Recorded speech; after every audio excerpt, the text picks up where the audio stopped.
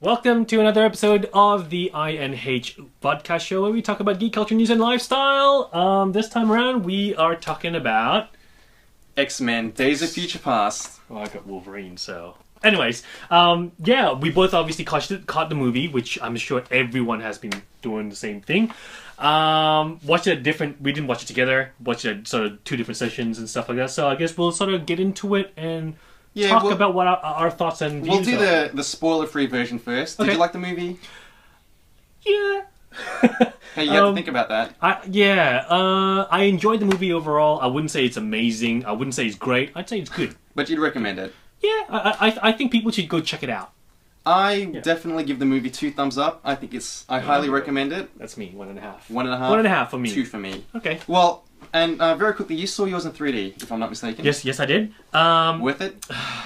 I don't think any movie is worth watching in 3D unless it's filmed for 3D. So, Avatar, definitely. If it's an animation, for some bizarre reason, I like animations in 3Ds, but everything else, I don't agree with it. I don't agree to the fact that they just pop a couple of cells here and there to make it 3D.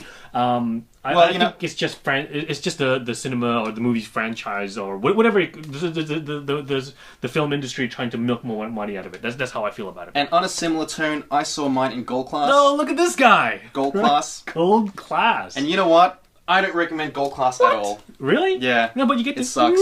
You know? Well, I'm sure Bryan Singer did not intend for us to watch this movie with reclining seats and eating meals and drinking champagne. You get to be comfortable and stuff.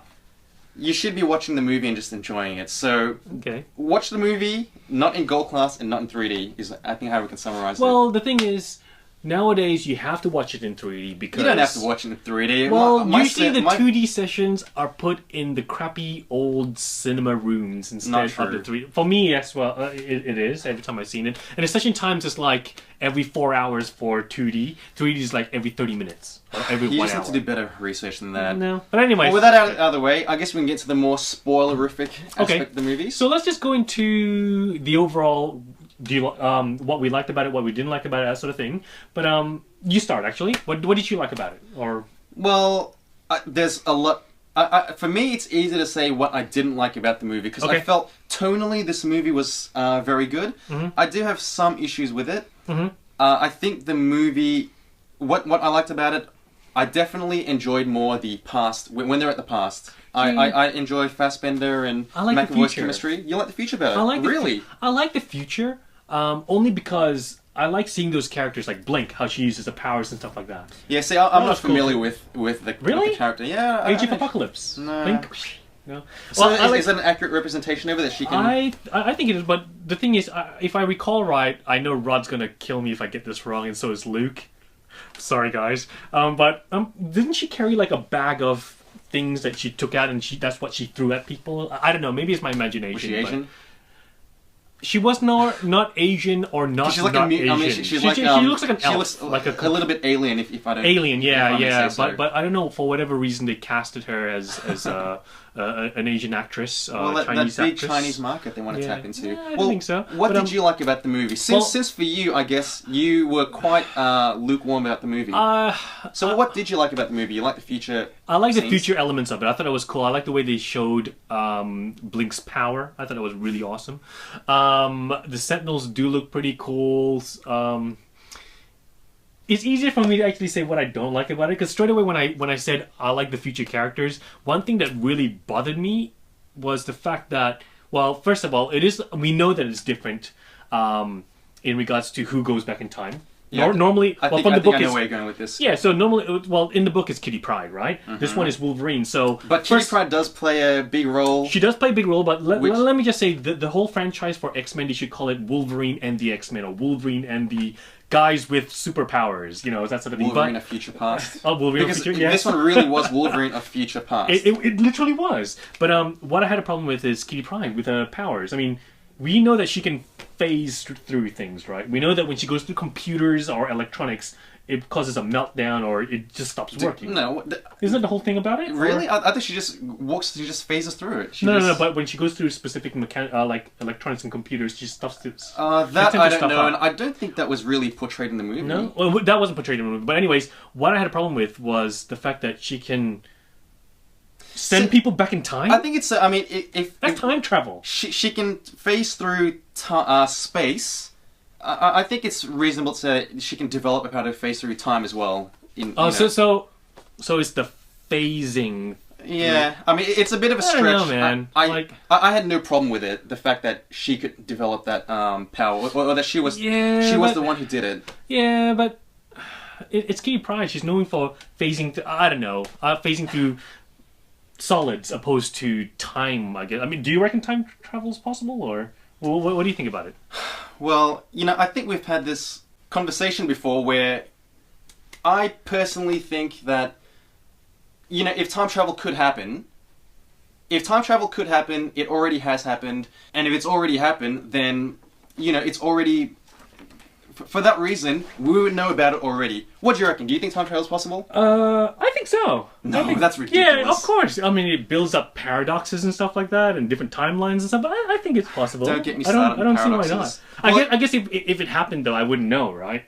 I don't think anyone else would know. And even in the movie, it says, you lose your memory or something. But speaking of paradoxes, this whole movie hinges on that sort of thing where if you do something in the past, it affects the future. Right. So one of the issues I had was that straight away you have this ability to go back into time and you can change outcomes. I felt to me that the movie starts off with them dying.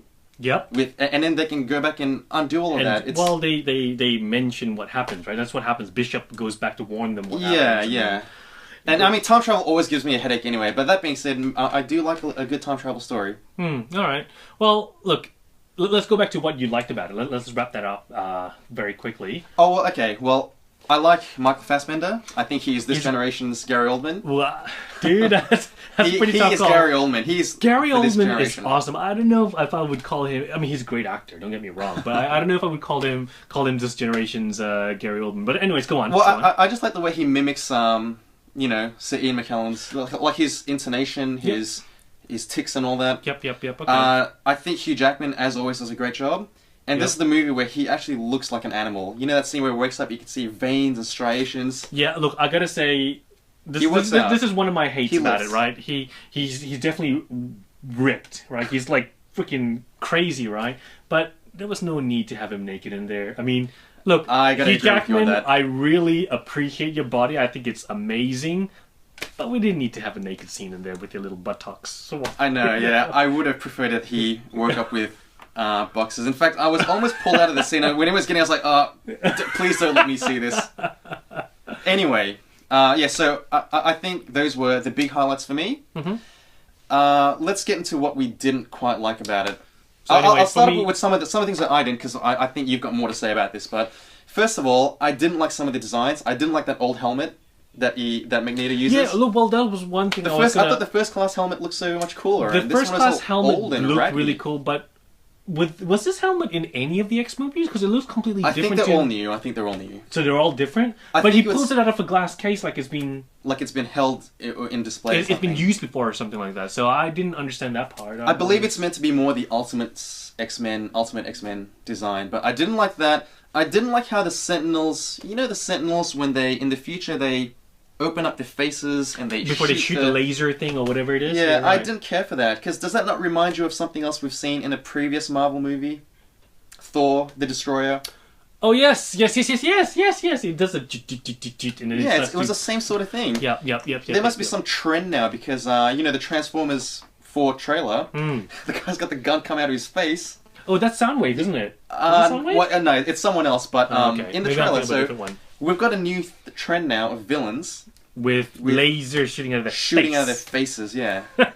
Alright, well, So those are some of the issues I had. There was also something at the end in regards to how, Mystique, she's going to make a decision. Is she going to shoot? Is she not going to shoot? Right. And the future is still rolling along. And it was the fact that she doesn't shoot when she lowers her gun. Yeah, she doesn't shoot, then everything else changes. Well, I just felt that by design it was a little bit... You think that was okay? I thought it was okay, because for me, it doesn't matter if you're about to shoot or not shoot. It's whatever happens that changes the future, right? Well, again, whatever happens to a change. If time travel could happen, which it can't, but... It can. No, but what I mean is that normally, to build up drama and suspense, it would be that the future would change if they actually physically do something or if they actively do something. But this one, it's like, well, she makes a decision not to shoot. Like, how do you portray that on in the cinema? So, I mean, that's a minor nitpick, but... And I guess for me, that was really the big issues I had with it. I say big and they're so minor. Well, what about you? I mean, I'm stunned that you didn't rate it as high as... everyone else. Well, look, let me say it this way. I know a lot of people are going to be like, I don't know what he's talking about. But I enjoyed Avengers better than this. I enjoyed X-Men First Class better than this. Really? I liked X2 probably on par, maybe, most likely. But I think it's an enjoyable movie, but I don't think it's as great as everyone's making it out to be. Yeah, I felt that there were quite a few similarities between this movie and X2. You know, that they've got to unite against a common enemy cause. Yeah, right, so right. In a way, it's almost. It is quite similar. Yeah. They are different, no doubt. Well, but it's a similar theme to me. Well, look, I like the way, like I said, I mean, I like the way they showed how Blink's powers work and what you can actually use. I mean, realistically, if I was a superhero or a villain or whatever, and my power was teleportation, you know, it's like, wow, you can teleport, that's it. But the way they show how you actually use that and utilize it to fight enemies and stuff like that, that was really cool, right? I like the way they've done that. What I didn't like was the whole Hank changing back and forwards beast. Yeah, I find it a bit awkward about it. I don't even know if awkward is the right word, but I found that... I think him changing was okay, but one thing that I didn't particularly care for was that they have this little serum where you lose your mutant powers. Yeah, right. I didn't enjoy that at all. Yeah, because that was a bit bizarre. It kind of means to me, like, if Professor X just wants to go for a walk, he could just, call inject up Hank. him and then just go... He could just, go for a bit of a walk, and when he gets tired, he's, you know what, I want to go back to reading minds. So to me, that was a little bit, but again, that's such a minor nitpick, but for you, you didn't like that? I didn't like it, but look, let me say it this way. When I'm in a cinema and I'm watching a movie, I like to be immersed in that movie. I like to forget that I'm actually in a cinema and I'm really in that movie.